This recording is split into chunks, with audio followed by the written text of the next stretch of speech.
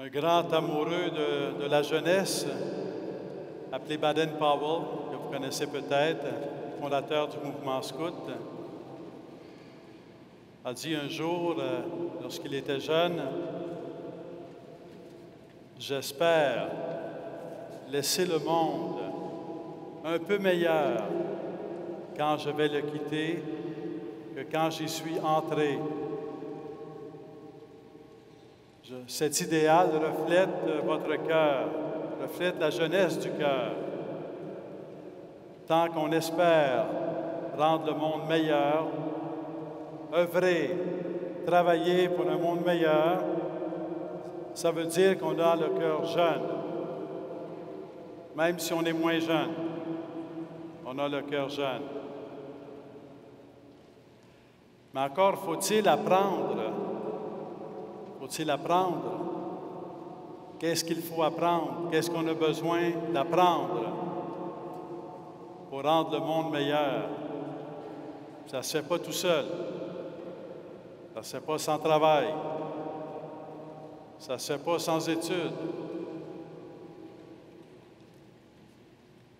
Vos écoles existent pour vous préparer à rendre le monde meilleur. Des professeurs, du personnel de soutien, des directions donnent leur vie dans chacune de vos écoles pour que vous puissiez recevoir la bonté, la vérité, la beauté, la paix, pour grandir et être équipé pour rendre le monde meilleur. Lorsqu'on parle d'une école catholique, le grand maître, pour ainsi dire, le grand éducateur, le grand amoureux de la jeunesse et des enfants, c'est Jésus-Christ. C'est Jésus-Christ qui rassemble. Jésus-Christ est une figure puissante parce que Jésus-Christ ne fait pas seulement que parler. Il agit, il vit. Il parle d'amour, il aime. Il parle de vérité, il est la vérité.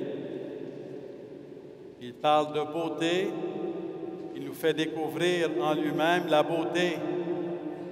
La beauté, c'est l'amour véritable.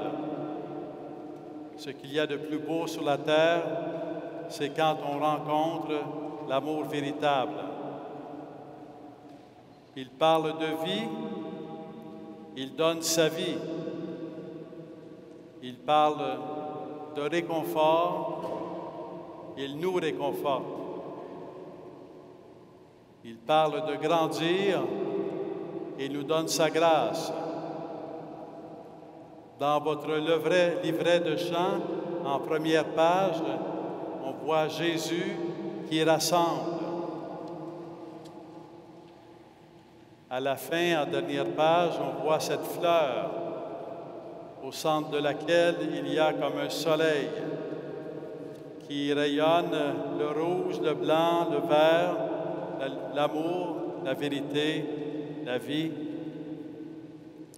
Et entre les deux, il y a Jésus qui donne sa vie sur la croix, parce que c'est de la croix que rayonne Jésus.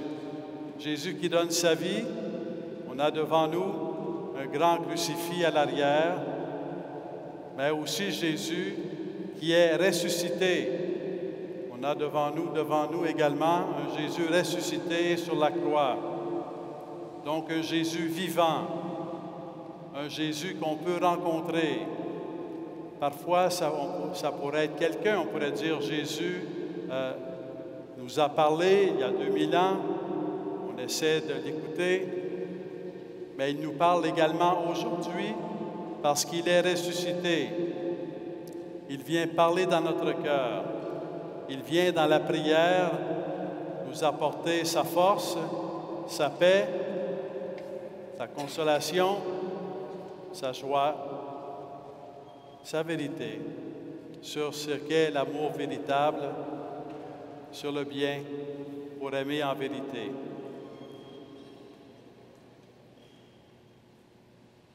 Chers jeunes, chers élèves, vous êtes dans ces écoles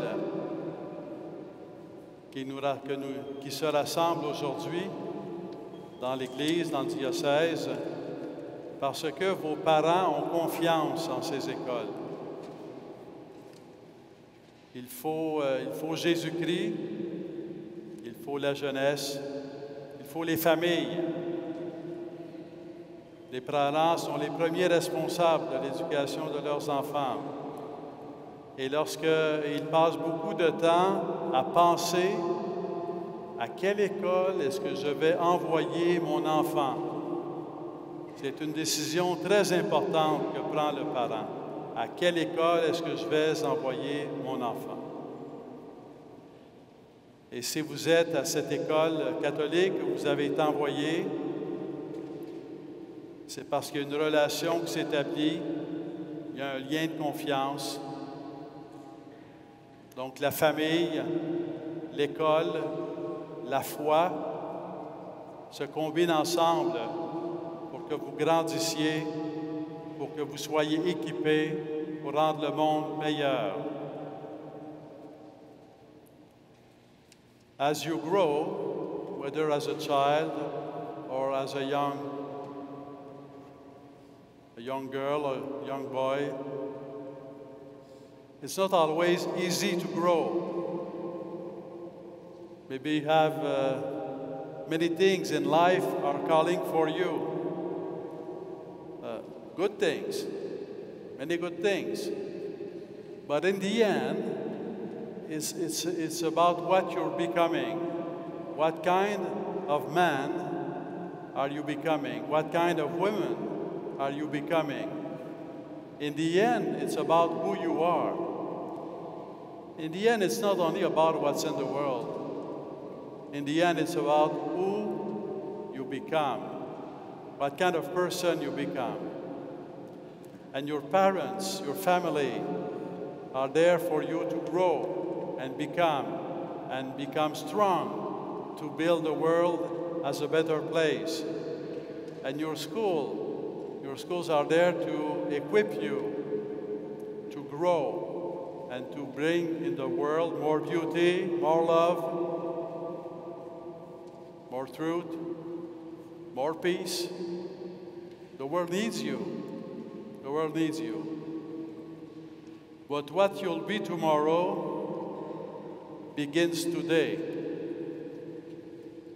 in how you grow and how you open your heart to your parents, your family, to your teachers, to your school. One of the pictures in the booklet that you received is open hands receiving the Holy Spirit. You're not alone to grow. You might think sometimes that you're alone, but you're not alone to grow.